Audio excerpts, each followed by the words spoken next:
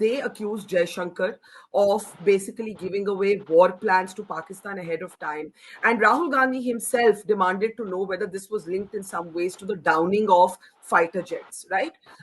Now, I'm assuming and I'm hoping that you disagree with this. A, because it's ludicrous to say the foreign minister is guilty of treason, whatever else you may think of him, whatever else you may want to ask him.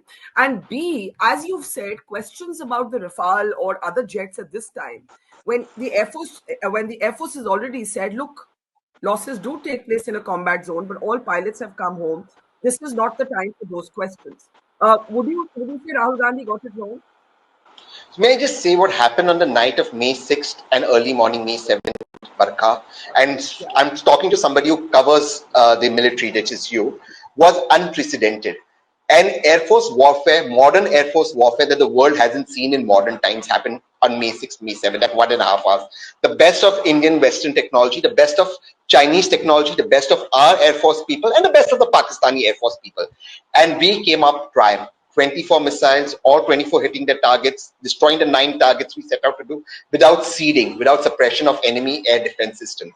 Next day, we got Lahore air defense down, and after that is history with the Sukhois. We got the BrahMos everywhere inside.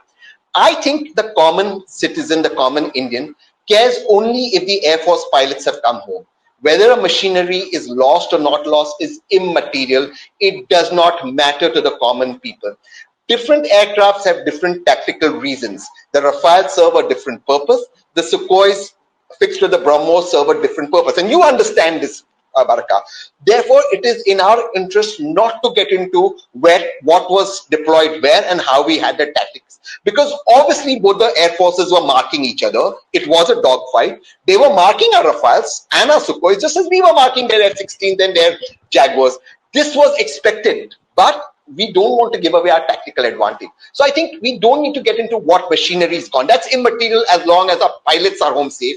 And we've lost no pilot. In a country like India, you can't hide that.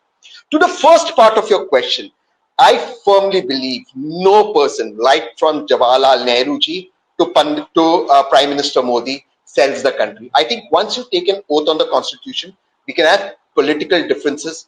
Hindsight is always 2020. I don't agree with the way Jaishankar ji framed that bite which got viral, because Pakistan also used it, but nobody sells the country. Neither did Nehru ji do it, nor is Modi ji doing it, nor does Rahul ji do it, nor does anyone else do it. I think everyone puts India first. And that's visible with what Salman Khurshid said, Dr. Tharoor is saying, etc.